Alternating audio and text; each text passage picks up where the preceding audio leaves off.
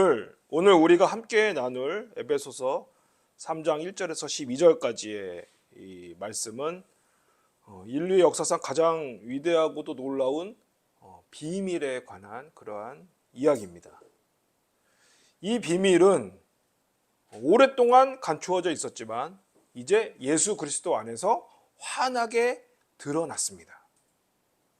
그리고 그 비밀을 알게 된 우리, 바로 저와 또 여러분에게 하나님께서 위대한 사명을 맡기셨다고 말씀하시고 있습니다. 오늘 본문은 사도 바울이 로마의 감옥에 갇혀서 에베소 교회 성도들에게 보내는 편지입니다.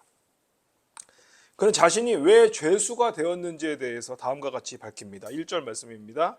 이러므로 그리스도 예수의 일로 너희 이방인을 위하여 갇힌 자 된 나 바울이 말하거니와.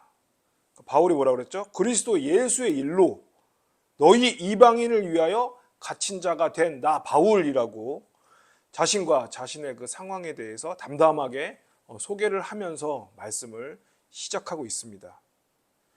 이 바울의 고난은 이방인들을 향한 하나님의 사명을 감당하다가 받게 된 영광의 상처였습니다. 그러면 바울이 목숨을 걸고 전하려 했던 그 신비로운 비밀이 과연 무엇일까요? 그리고 그 비밀이 오늘날 우리 이 현대를 살아가는 우리에게 어떤 의미가 있으며 또 우리는 어떤 사명을 감당해야 할까요? 오늘 말씀을 통해서 하나님의 위대한 계획의 중심에 서 있는 우리 자신을 발견하고 또 하나님의 비밀을 맡은 자로서의 그 사명을 새롭게 다짐하는 귀한 시간이 되시기를 간절히 소망합니다. 먼저 1절에서 6절까지 보시면 이 1절에서 6절까지는 하나님께서 바울을 통해 드러내신 비밀이 무엇인지 그 본질을 우리에게 말씀하고 있습니다. 바울은 2절에서 자신이 맡은 사명을 하나님의 은혜의 경륜이라고 표현합니다. 2절 말씀입니다. 너희를 위하여 내게 주신 하나님의 그 은혜의 경륜을 너희가 들었을 터이다. 여기서 경륜이라는 것은 하나님의 거대한 계획입니다. 어떤 계획이냐? 하나님께서 세상과 온 인류의 역사를 하나님의 거룩하신 뜻과 계획에 따라서 경영을 하시고 또 하나님의 목적을 이루시기 위해서 섭리하는 그런 모든 전체적인 과정을 경륜이라고 합니다. 그렇다면 그 비밀의 핵심 내용이 무엇일까요? 3절에서 바울은 계시로 내게 비밀을 알게 하신 것이라고 말하고 있고요. 또 6절에서 그 비밀의 내용을 명확하게 밝히고 있습니다. 6절 말씀입니다. 이는 이방인들이 복음으로 말미암아 그리스도 예수 안에서 함께 상속자가 되고 함께 지체가 되고 함께 약속에 참여하는 자가 된다라고 하고 있어요. 6절 말씀에 중요합니다. 세 가지 중요한 단어가 나오는데 다 함께라는 단어랑 같이 연결이 되어 있어요. 먼저 뭐가 되죠? 함께 상속자가 된다고 그랬어요. 예수님이 오시기 이전까지 하나님의 유업은 오직 선택받은 이스라엘 백성의 것이다 라고 그렇게 여겨졌습니다. 하지만 이제 이방인들도, 유대인들이 아닌 이방인들도 예수 그리스도의 복음을 통해서 다 하나님의 자녀가 되는 거예요. 그래서 하늘의 모든 신령한 복을 동일하게 받는 상속자가 되었다는 것입니다. 즉, 더 이상 구원에 있어서는 이방인과 유대인의 차별이 없습니다. 두 번째는 함께 지체가 되고 함께 지체가 되는 것입니다. 이것은 여러분 교회의 신비를 말씀하고 있습니다. 이전에는 결코 함께 있을 수가 없었어요. 절대 가까이 있을 수 없는, 하나가 될 수 없는 유대인과 이방인이라는 두 그룹이 그리스도의 피로 담이 헐어지고 한 몸을 이루게 되었습니다. 때문에 여러분, 교회는 단순히 사람들이 모인 집단이 아니라 그리스도를 머리로 하고 우리 모두가 유기적으로 다 연결된 생명이 있는 생명의 공동체입니다. 때문에 한 지체가 아프면 온 몸이 아픕니다.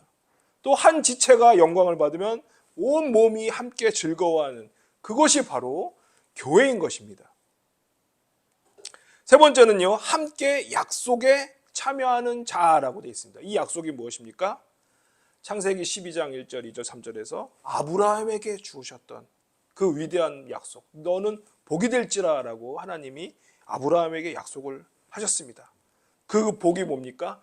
메시아를 통해 온 민족이 복을 받는 그 약속의 수혜자가 이제 민족 그 혈통 유대인이라는 그 테두리를 넘어서 모든 믿는 자들에게 다 열린다, 해당된다는 그러한 선언입니다.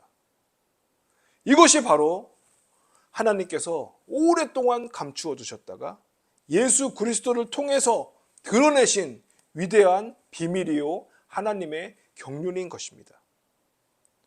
그리고 이 비밀의 핵심은요, 나만, 우리만이 아니라 함께 합하여 이루어져 간다는 것입니다. 세상은 여전히 인종으로, 출신으로, 재산으로, 학벌로 사람을 나눕니다. 하지만 복음은 그 모든 인위적인 밤을 허물고 예수 그리스도를 구주로 영접하는 모든 사람들을 다 하나님 앞에서 함께하는 존재로 세우는 것입니다. 이것이 바로 복음의 위대한 사회적 속성이고 또 교회가 세상에 보여주어야 할 중요한 모습이라고 할 수 있습니다. 그럼 혹시 지금 우리 안에 여전히 남아있는 벽은 없으십니까? 우리와 그들을 나누는 생각은 없으십니까? 하나님의 비밀을 깨달은 성도들은 모든 사람을 그리스도 안에서 초청하며 그들을 영접하며 함께 상속자요, 함께 지체요, 함께 약속에 참여할 존귀한 자로 바라보는 그러한 사람들입니다. 이 놀라운 비밀을 마음에 새기시는 저와 여러분이 되시기를 간절히 소망합니다. 또 하나님께서는 이 놀라운 비밀을 단지 우리에게 알려주시는 것으로 그치지 않으셨습니다. 그 비밀을 어떻게 하냐? 세상에 전파해야 할 전도자로서의 사명을 우리에게 부여하셨습니다. 7절부터 9절까지는 바울이 이 전도자로서의 사명을 어떻게 감당했는지를 우리에게 말씀하고 있습니다. 7절 말씀입니다.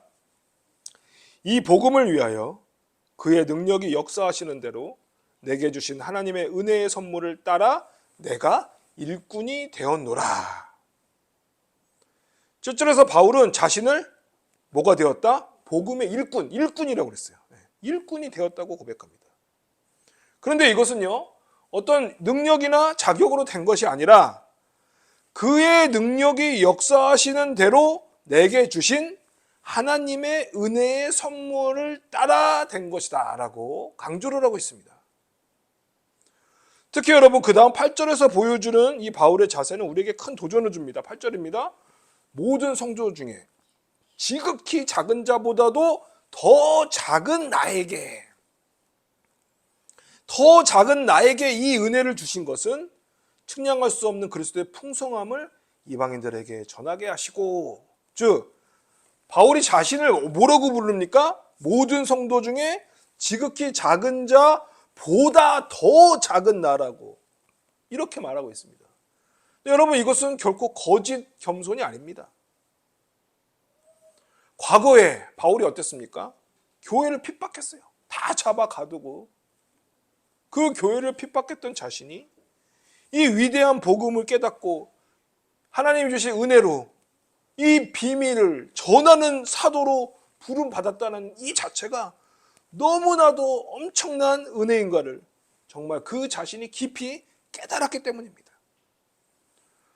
그렇기 때문에 여러분, 바울은 자신의 연약함과 부족함을 절실히 하나님 앞에서 고백을 하고 있는 것입니다. 그래서 오히려 자신을 드러내지 않고 오직 무엇만 측량할 수 없는 그리스도의 은혜만을, 하나님의 그 사랑만을, 복음만을 전하는 귀한 사도로 서게 된 것입니다. 이것이 여러분 바로 비밀을 맡은 자의 겸손한 섬김입니다. 우리는 하나님의 이 위대한 메시지를 전하는 질그릇에 불과합니다. 중요한 건 뭡니까? 그릇이 아니라, 그릇이 금이냐 은이냐 톡이냐, 이 그릇이 무엇인가가 중요한 게 아니라 무엇이 중요합니까? 그 안에 담긴 비밀, 그 보물, 바로 예수 그리스도의 복음입니다. 우리의 지식이나 경험이나 재능이 아니라 오직 십자가의 복음만이 드러나야 하는 것입니다. 또 바울은 9절에서 다음과 같이 말합니다. 영원부터 만물을 창조하신 하나님 속에 감추어졌던 비밀의 경륜이 어떠한 것을 드러나게 하려 내가 한다 하고 있어요. 그는 감옥에 갇힌 절망적인 그런 상황 속에서도 자신의 사명이 얼마나 위대하고 영광스러운지를 잊지 않고 있는 것입니다. 이것이 바로 여러분, 이 비밀을 맡은 자의 담대한 증거가 아니고 무엇이겠습니까? 환경과 상황에 굴하지 않고 하나님께서 나에게 맡기신 그 복음의 비밀, 영원부터 만물을 창조하신 하나님 속에 감춰졌던 그 비밀을 담대하게 선포하고 있는 것입니다. 사랑하는 성도 여러분, 하나님은 위대한 바울만 일꾼으로 부르신 것이 아닙니다. 오늘 이 자리에 있는 우리 모두를 다 복음의 일꾼으로 부르셨습니다. 또 우리에게도 바울과 동일한 은혜의 선물을 주셨습니다. 내가 얼마나 부족하고 연약한지를 깨닫는 겸손함으로, 하지만 나를 부르신 하나님의 능력을 의지하는 담대함으로 우리의 삶의 자리에서 그리스도의 풍성한 그 복음의 비밀을 전하는 사명, 그것을 겸손하고 담대하게 온전히 감당하는 우리 모두가 되시기를 간절히 소망합니다. 또 마지막으로 10절에서 12절을 보시면요, 또 중요한 말씀이 있습니다. 그건 뭐냐? 이 사명이 바울 개인을 넘어선 온 교회의 사명이라는 것을 바울이 말하고 있습니다. 그리고 그 사명의 범위가 얼마나 광대한지를 우리에게 말씀하고 있습니다. 10절 말씀입니다. 이는 이제 교회로 말미암아 하늘에 있는 통치자들과 권세들에게 하나님의 각종 지혜를 알게 하려 하심이니. 여러분, 이 말씀은 정말 엄청난 범위를 우리에게, 영적인 범위를 우리에게 말씀하고 있는 건데요. 교회라는 것이, 교회의 존재 목적이 그냥 단지 우리끼리 여기 뭐 작은 공간에 모이거나 아니 뭐 예배당이나 그곳에 우리끼리 모여서 함께 예배드리고 교제하는 그 차원을 넘어서는다는 것을 말하고 있습니다. 교회가 뭐라고 합니까? 교회의 존재 자체가 하늘의 영적인 존재들, 천사들, 심지어 악한 권세들까지 이 하나님의 신묘막측한 정말 너무나도 깊고 우리가 이해할 수 없는 오묘한 그 하나님의 전지전능하신 지혜를 보여주는 살아있는 증거가 바로 교회라는 것입니다. 그리고 세상 사람들은 아니 그 너머 영적인 존재들까지 다 이 교회를 보며 감탄을 하게 된다는 것이죠. 어떻게 예수의 이름으로 저렇게 다른 사람들이 한 가족이 되어 하나님을 찬양할 수 있는가? 어떻게 원수 같았던 유대인과 이방인들이 한 몸을 이룰 수가 있는가? 어떻게 세상의 기준이나 가치관이 다른 모든 사람들이 함께 모여서 서로 사랑하고 섬기며 살아갈 수 있는가? 이것이 바로 여러분, 교회를 통해서 드러나는 하나님의 각종 지혜의 모습인 것입니다. 우리가 주님의 사랑 안에서 서로 용서하고 사랑하며 하나님의 진리의 말씀 가운데서 영적으로 하나가 될 때에 교회는 세상 속에서 하나님의 살아계심과 하나님의 지혜를 나타내는 가장 강력한 증거가 됩니다. 교회 자체가 하나님의 살아계심의 증거인 것입니다. 따라서 우리의 하나 되는 것이 바로 전도이고요, 우리가 사랑하는 것이 바로 선교입니다. 이것이 바로 우리 교회가 감당해야 할 궁극적인 사명인 것입니다. 그리고 이 모든 사명을 감당할 수 있는 힘과 근거는 어디에 있습니까? 11절과 12절이 그 답을 줍니다. 곧 영원부터 우리 주 예수 그리스도 안에서 예정하신 뜻대로 하신 것이라. 우리가 그 안에서 그를 믿음으로 말미암아 담대함과 확신을 가지고 하나님께 나아감을 얻느니라. 즉 이 모든 것은 우리의 힘과 우리의 생각이 아니라 영원부터 우리 주 예수 그리스도 안에서 예정하신 뜻대로 되는 거라는 겁니다. 우리의 지혜나 우리의 능력이 아니라는 거예요. 우연히 된 게 아니라는 거예요. 다 영원부터 우리 주 예수 그리스도 안에서 예정하신 그 하나님의 경륜 안에서 그 뜻대로 모든 것이 정확하게 차근차근히 다 하나님께서 인도하시고 완성시켜 가신다는 것입니다. 또 우리가 그 안에서 그를 믿음으로 말미암아 담대함과 확신을 가지고 하나님께 나아감을 얻느니라 라고 말씀하고 있습니다. 여러분, 전도자의 사명은, 교회의 사명은 우리의 힘과 노력으로 이 사명을 감당하는 것이 아닙니다. 감당할 수가 없습니다. 예수 그리스도 안에 있는 하나님의 영원하신 계획, 그 계획에 따라 한치의 오차도 없이 하나님께서 진행하시는 것입니다. 하나님이 만들어 가시는 것입니다. 우리의 지금의 이 모임이 1명, 2명, 3명밖에 모이지 않지만 이 자체도 하나님의 엄청난 경륜 가운데 이루어지는 하나님의 비밀이 숨겨져 있는 강력한 교회인 것입니다. 교회는 하나님께서 세우십니다.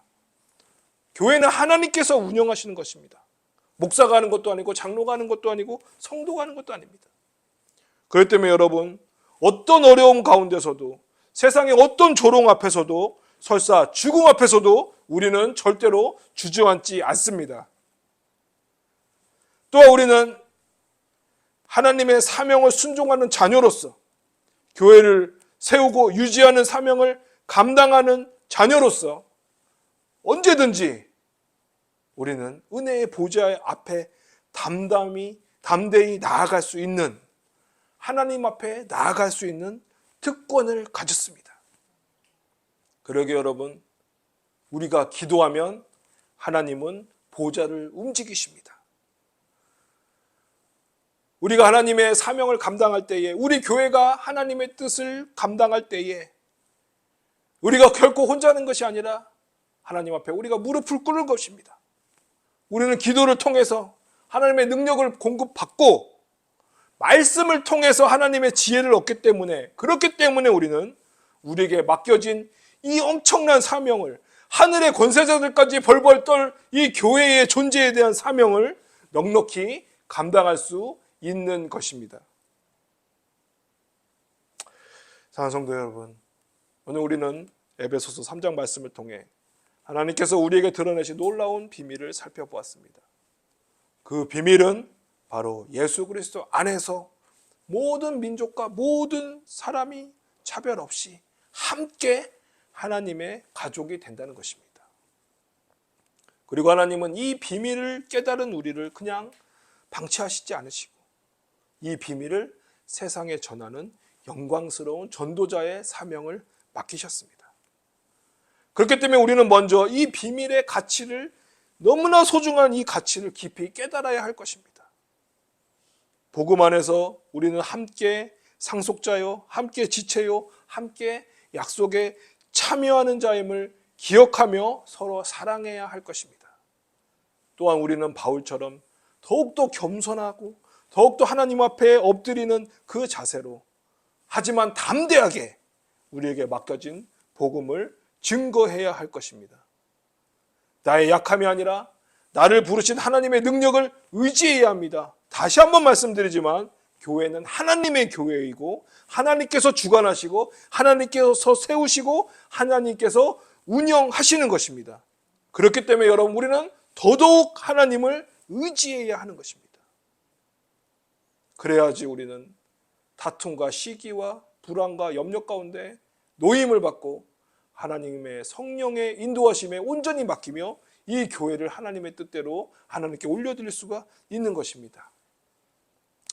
하지만 우리가 결코 잊지 말아야 할 것은, 우리 교회가 존재하는 이유는 우리끼리의 교제나 우리끼리의 만족이 아니라 바로 하나님의 각종 지혜를 온 세상과 하늘에 있는 권세자들에게까지 다 드러내는 것임을 잊지 말아야 할 것입니다. 우리의 하나됨과 우리의 사랑을 통해서 세상은 살아계신 하나님을 보게 될 것입니다. 사랑하는 여러분, 바울은 이방인을 위한 복음의 사명 때문에 감옥에 갇혔습니다. 우리도, 우리 교회도 이 사명을 감당하다 보면 때로는 오해를 받을 수도 있고, 때로는 손해를 당할 수도 있고, 때로는 어려움을 겪을 수도 있습니다. 하지만 여러분, 두려워하지 마시기 바랍니다. 우리 주님께서 주시는 담대함과 확신을 가지고 은혜의 보좌 앞으로 나아가시기 바랍니다. 그곳에서 새 힘을 얻어 우리에게 맡기신 하나님의 사명을 온전히 감당하는 복된 성도들, 그리고 복된 우리 교회가 되기를 간절히 소망합니다. 기도하시겠습니다. 전능하신 하나님, 우리에게 주신 그 크고 놀라운 비밀, 우리 주 예수 그리스도의 은혜로 우리가 구원을 얻어 영생을 얻어 하나님의 자녀가 되었다는 이 놀라운 비밀을 우리가 더욱 큰 확신과 능력으로 소유할 수 있도록 우리와 함께하여 주시옵소서. 그리고 더 나아가 우리가 하나님의 자녀로서, 또한 부름받은 일꾼으로서 하나님의 생명의 복음을, 예수 그리스도의 은혜의 복음을 세상에 널리 전하는 그 복된 사명을 온전히 감당할 수 있도록 하나님 우리와 함께하여 주시옵소서. 주님의 몸된 교회인 하나님의 그 귀하신 이 교회, 그 교회의 지체가 되는 우리 하나하나가 서로를 더욱 사랑하게 하여 주시고, 하나님의 사랑을 실천하고 전하며 세상의 빛과 소금이 되는 복된 존재로서 이 복음의 빛을 널리 발하게 하여 주시옵소서. 오직 하나님만을 의지합니다. 귀하신 예수 그리스도의 이름으로 기도드리옵나이다. 아멘.